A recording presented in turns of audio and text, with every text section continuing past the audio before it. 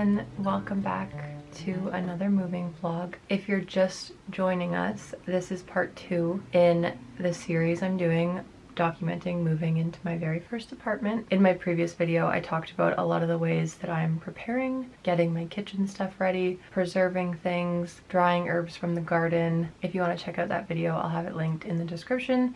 But today we're going to be working on some DIY decor. I cannot wait to have a space to just design from scratch. I have so many ideas, but there's a lot that I can't do until I actually get back into the place and take measurements, which isn't for another 2 weeks. So in this video, I'm just going to work on some of the things that aren't really big projects. They're just little cute DIY things that I want to have as touches of personality and color print. This place is pretty beige, and so we're truly starting from scratch with a color palette. What better way to do that than throw pillows? We purchased our couch, and it's sort of like it's a dark green. It's kind of like a dark sagey green. So I have 2 fabrics here that I really want to make some throw pillows out of. First one is this really pretty, it's like a crimson and orange, and together it kind of blends into this like very rusty color. This is a flannel, so it's super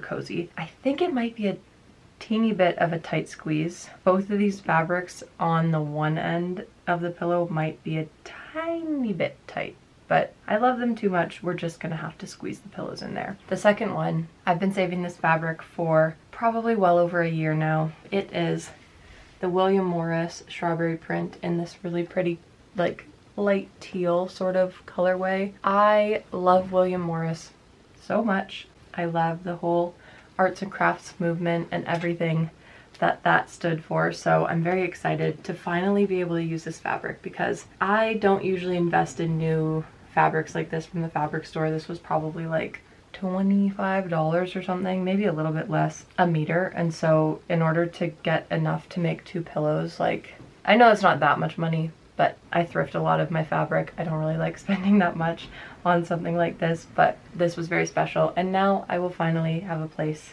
for more throw pillows so I can do something with it. I love that you have the little repetition of the red in there as well. I'm not sure how I'm gonna make these yet, because I don't have zippers that are long enough, and I also don't have enough fabric, I don't think, to do like a envelope sort of style. Yay, that should be interesting.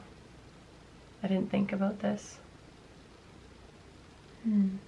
I really try to not do this when I'm making pillows, but I might just sew them shut. Yeah, I think I'm just gonna do that.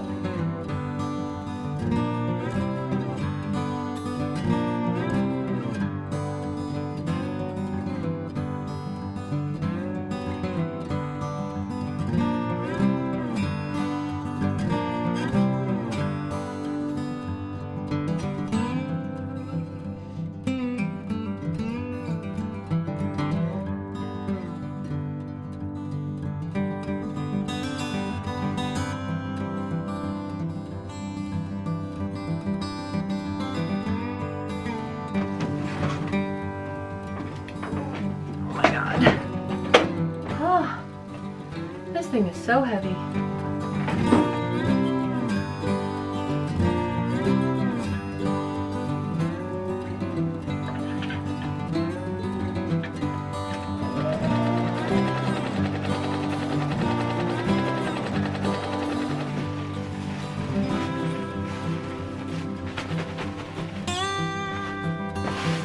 Sewed a straight seam all along the edges, and then I sewed a couple inches on either side of the bottom.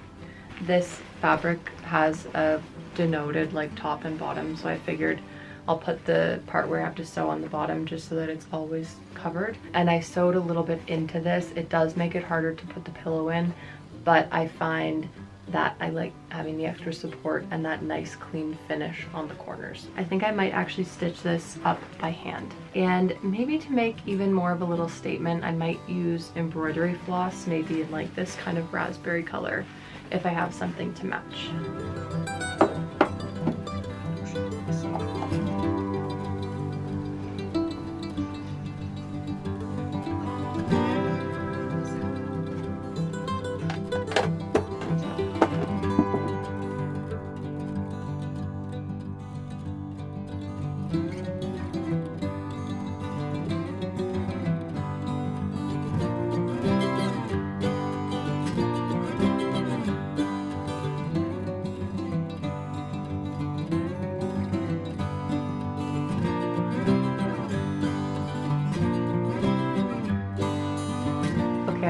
bit extremely obsessed with how this turned out. You can't really tell super well on camera how adorable this is because it's a very subtle detail, but I think I might have to do this on all of the sides of the pillows.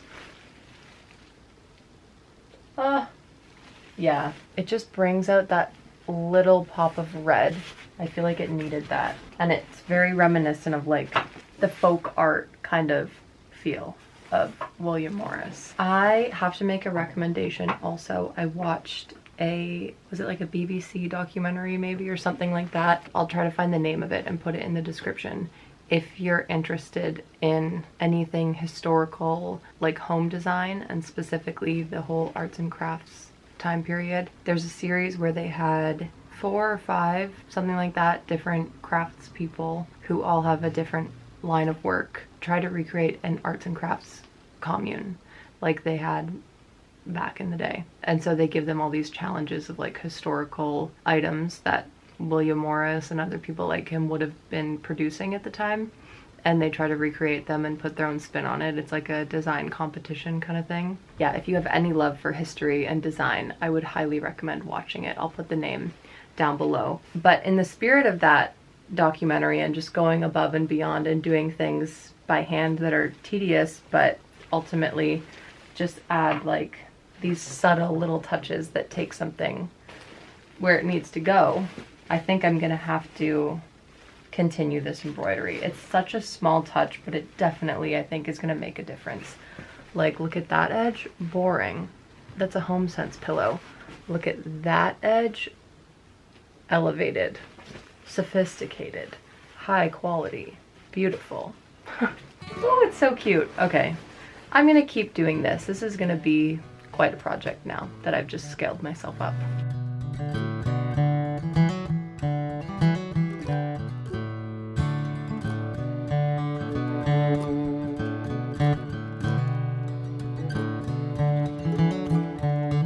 So I finished the William Morris pillow.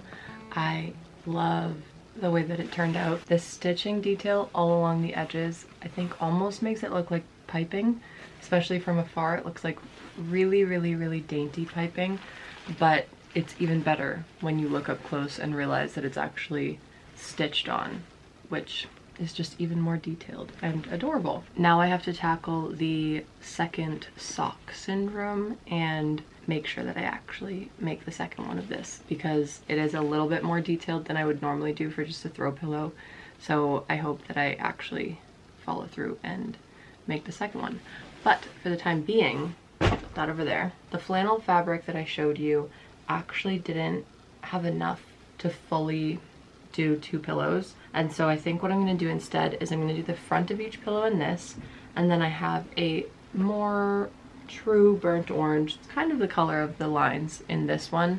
I think I'll do that as the back. And I have enough fabric, if I'm doing it this way, that I can use the sort of envelope style pillowcase where one of the sides just folds in and I don't have to do a closure or anything like that.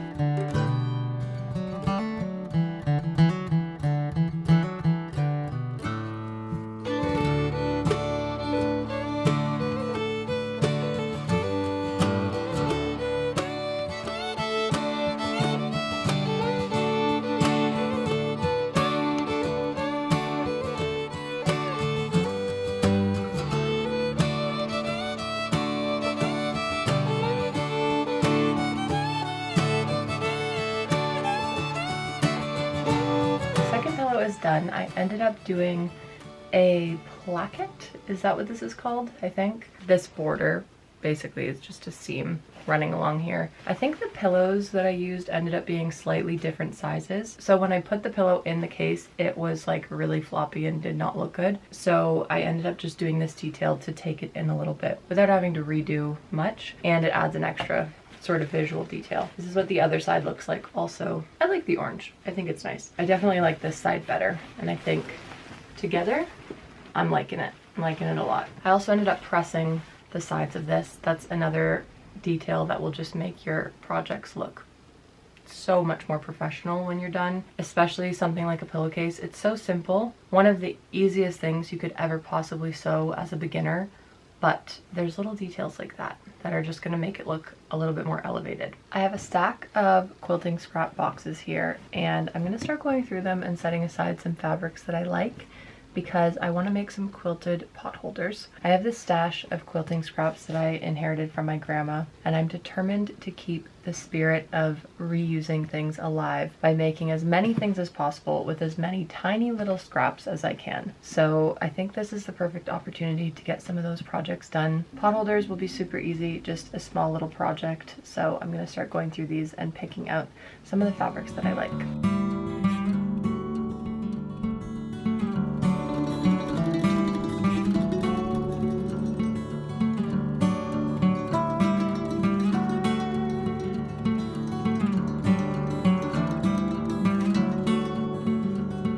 You'll have to excuse me if I look and sound like I've been crying in between these clips, because I'm watching Anne with an E, so I have indeed been crying between these clips. In this stash of fabric from my grandma, I have a quilting block that was clearly never used for anything. I think my great-grandma sewed this. I want to make like a pillow or something out of this one day and like add a border to it. But for the time being, I think I might base some of the designs off of this motif. I think that would be kind of a sweet tie-in to this piece here. I have a whole bunch of scraps that I have picked out that I like for this project in particular. So I'm gonna start going through them, and all I do when I try to come up with combinations for quilting things is just hold a bunch of the fabrics up to each other, try out different combinations, try the ones that you think won't work, because usually those are the ones that actually end up having the nicest amount of contrast and actually work perfectly well together.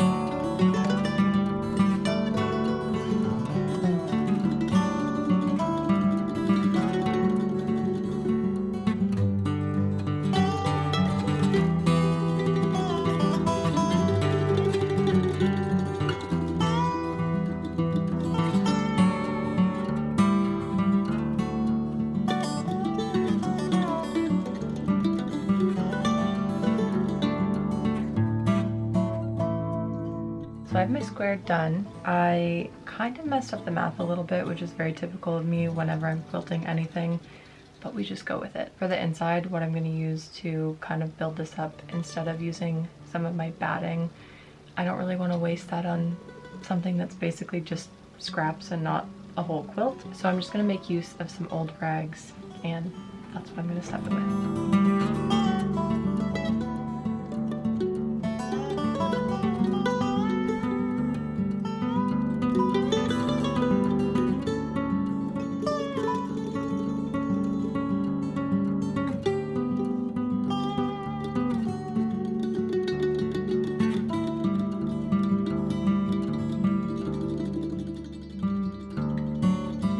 Good morning. It is the next day. This took me embarrassingly long just to make a pot holder yesterday, and I was kind of having a bit of an existential what am I doing with my life kind of moment when I realized how much effort it was taking me, and I was still gonna finish this friggin' pot holder. I cut enough fabric to make 5 of these, and it took me an extremely long time just to make one. So I'm not gonna finish them in this video. I'm just gonna pick away at this when I have time in like the evenings coming up, because that was embarrassing how long that took me. I ended up having to go to the thrift store and pick up some bias tape to go around the edge of this to be able to finish it off, and I think it turned out pretty cute.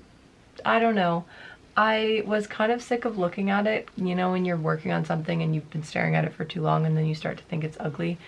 But once I finished it and I kind of stepped away from it for a few minutes, came back, I thought, you know what, that's really cute. It's very charming, Christmassy, and up close in person, because these fabrics are like probably over 50 years old easily, both of them. This already looks old, which I love. Anything that I can make new but it looks old already, that is my favorite kind of project. So I'll be making more of these, but for the time being, this is what we have. and I'm just gonna be happy with it and act like it didn't take me almost an entire day to do this.